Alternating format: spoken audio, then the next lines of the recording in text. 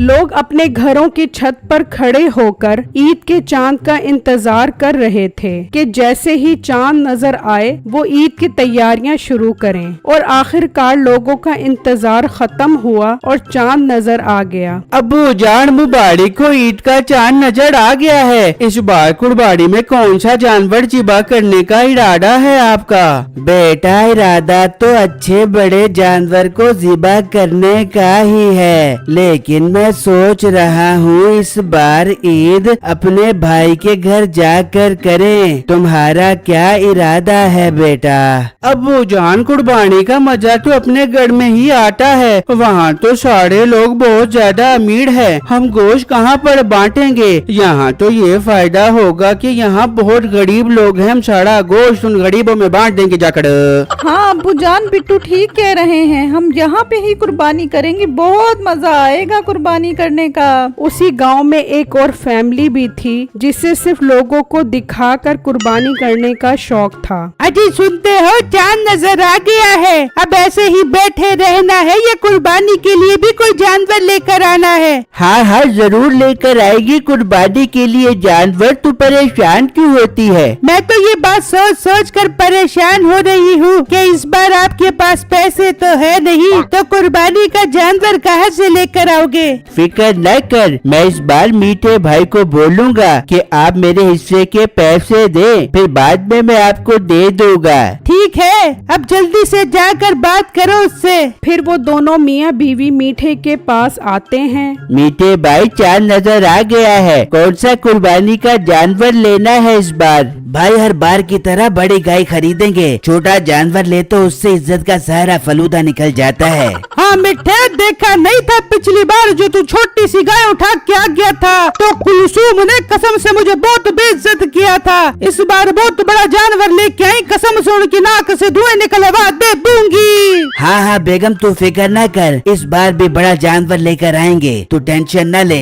मीठे भाई इस बार मेरे पास पैसे नहीं है, आप मुझे उधार दे दो, कुछ दिनों बाद मैं आपको दे दूंगा। ओ भाई क्या बात कर रहे हो? मैं तो सोच रहा था इस बार मैं तुम्हारे से पैसे लूंगा कुर्बानी के, और तुम उल्टा मुझे से मांगने लग गए हो।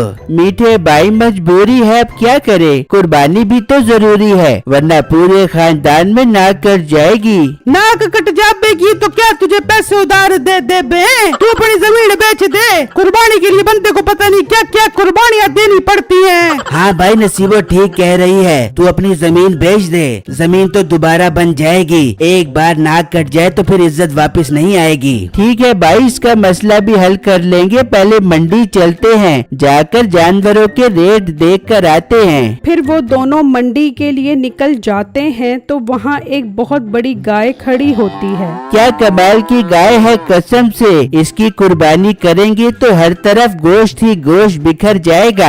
हाँ भाई तुम बिल्कुल ठीक कह रहे हो, जब पूरे खानदान वाले ये गाय देखेंगे तो उनकी आंखें खुली की खुली रह जाएंगी। भाई क्या मांग रहे हो इस गाय का? भाई साहब 10 लाख रुपए का है ये बेड़ा। भाई माना कि बेड़ा बहुत बड़ा है, लेकिन इसका रेट मुनासिब करो, हम इसका सौदा बना लेते हैं। भाई 10 लाख रुपए से 1 रुपया भी कम नहीं है, इस पर बहुत खर्चा आ गया है, दूध मक्खन मलाइयाँ खिलाकर बड़ा किया है मैंने इसको। 10 लाख रुपए फाइनल है। ठीक है, हम घर जाकर मशवरा करके तुम्हें बताते हैं। ये कहकर वो दोनों वहाँ से चले जाते हैं और घर आकर मशवरा करते हैं। भाई देख ले, बहुत बड़ा बेड़ा था, जब वो बेड़ा हमारे घर आएगा तो सोच, हमारी कुर्बानी के चर्चे पूरे गांव और शहर में फैल जाएंगे और खबरों वाले भी हमारे घर आ जाएंगे और हम बैठे बैठे घर पर मशहूर होकर टीवी में आ जाएंगे। भाई टीवी तक तो बाद में पहुँचेंगे, जितनी इसकी कीमत है मुझे तो लग रहा है टीवी न हो जाए हमें। डरता रहेगा तो फिर कुर्बानी नहीं कर पाएगा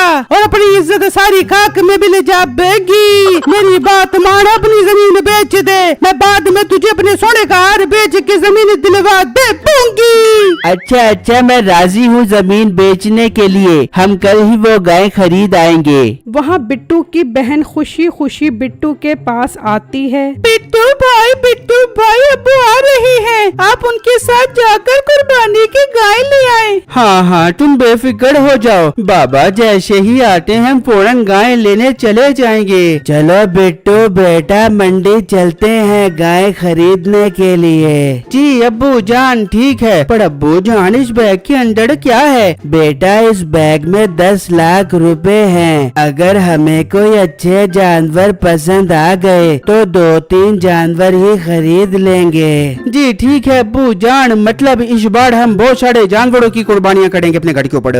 भाई बहुत खुशी हो रही है मुझे, मैं तो उन बैलों को खूब चारा खिलाऊंगी। फिर बिट्टू और उसका बाप मंडी के लिए निकल जाते हैं और जब वो मंडी में आते हैं तो उनकी नजर उसी गाय पर पड़ती है। वो गाय इतनी खूबसूरत थी कि उनसे उसकी कीमत पूछे बगैर नहीं रहा जाता। भाई साहब ये बैड़ा कितने रुपए का दे रहे हो? भाई जान सिर्फ 10 लाख रुपए का है ये बैड़ा। क्या 10 लाख रुपए? अब्बू जान किसी और जगह चलते हैं, ये बैड़ा हम नहीं खरीद सकते। बेटा तुम सब्र करो। हाँ भाई, कोई कमी बेशी है इस बैड़े में या 10 लाख रुपए की माला जप ली है तुमने? भाई जान चीज तो देखो कितनी खूबसूरत है। कुर्बानी कर रहे हो तो पैसे क्यों देख रहे हो? और इस बैड़े पर जितना खर्चा आ गया है मुझे तो लग रहा है 10 लाख रुपए में भी ये मुझे वारे में नहीं है। ठीक है बेटू, इसकी रस्सी खोलो। भाई अब ये बैड़ा हमारा हो गया है। अब्बू जान ये अब क्या कह रहे हैं? बेटू तुम चुप करो, तुम्हें मैं घर जाकर समझाता हूँ। फिर वो उसे पैसे देकर वो गाय खरीद लेते हैं और घर आ जाते हैं। हाय मैं मर गई, इतनी खूबसूरत गाय। मैं अभी अपने दोस्तों को फोन करके बुलाती हूँ। देखो बिट्टू, हमने 2-3 जानवर खरीदने थे ना, तो ये बैड़ा उन 2-3 जानवर के बराबर है, इसीलिए मैंने खरीद लिया। अरे वाह अब्बू जान, ये तो आप ठीक कह रहे हो। मैं भी जाकर इस बैड़े के लिए चारा लेकर आता हूँ। वहाँ मीठे का भाई अपनी जमीन का सौदा कर देता है और वो दोनों पैसे लेकर मंडी जाते हैं। भाई वो बैड़ा कहाँ है जिसकी हम बात पक्की करके गए थे? वो बैड़ा तो बिक गया, साथ वाले गांव वाले खरीद कर ले गए हैं। क्या तुमने उसे बेच दिया? हमने कहा था कि हम मशवरा करके आ रहे हैं। नहीं मैं क्या तुम्हारे इंतजार में बैठा रहूं? अच्छा ग्राहक आ गया था तो मैंने उसे बेच दिया। मीठे भाई मैंने अपनी जमीन बेच दी है, मुझे अब वो बैड़ा चाहिए। भाई थोड़ा हौसला कर, हम उनके पास जाकर वो बैड़ा ले लेते हैं। फिर वो दोनों बिट्टू के घर आते हैं तो वो वहाँ गाय देखकर खुश हो जाते हैं। मेरे प्यारे अंकल, ये गाय जो आप खरीद कर आए हो, हमने इसका सौदा किया था। वो तो हम घर से पैसे उठाने गए थे तो आप पीछे से आकर ये बैड़ा खरीद लाए हो। तो बेटा सौदा तो नसीब का होता है, ये बैड़ा हमारे नसीब में लिखा था, हमने खरीद लिया। अंकल आप अपना नसीब ईद तक के लिए हमें दे दो, हमने इस बैड़े की कुर्बानी करनी है। हम आपको इस गाय के 10-20 हजार रुपए ऊपर दे देंगे। नहीं बेटा, ये जानवर तो कुर्बानी का है, इसमें भेदभाव नहीं किया जाता, तुम यहाँ से जा सकते हो। ये सुनकर उन्हें बहुत गुस्सा आता है और वो वहाँ से चले जाते हैं तो बिट्टू का बाप कहता है, बिट्टू बेटा मुझे इन दोनों की नीयत ठीक नहीं लग रही, तुम कोशिश करो रात इस बैड़े के पास ही रहो। ठीक है अब्बू जान, आप बेफिक्र हो जाएं, मैं रात को इस बैड़े के पास ही रहूंगा। फिर वो दोनों भाई प्लान बनाते हैं। भाई अगर घी सीधी उंगली से ना निकले तो फिर उंगली टेढ़ी करनी पड़ती है। क्या मतलब? मतलब ये कि हमें आज रात को ही वो बैड़ा वहाँ से लेकर आना पड़ेगा। इस तरह हमारे 10 लाख रुपए भी बच जाएंगे और कुर्बानी भी हो जाएगी। ठीक है भाई, मुझे तो बस उस गाय से मतलब है। फिर जब रात होती है तो वो दोनों वहाँ आते हैं तो उस वक्त बिट्टू गाय के पास बैठा होता है। वो दोनों वहीं खड़े होकर इंतजार करते हैं तो कुछ देर बाद बिट्टू की आंख लग जाती है और वो दोनों उस गाय को खोल कर ले जाते हैं। फिर जब सुबह होती है।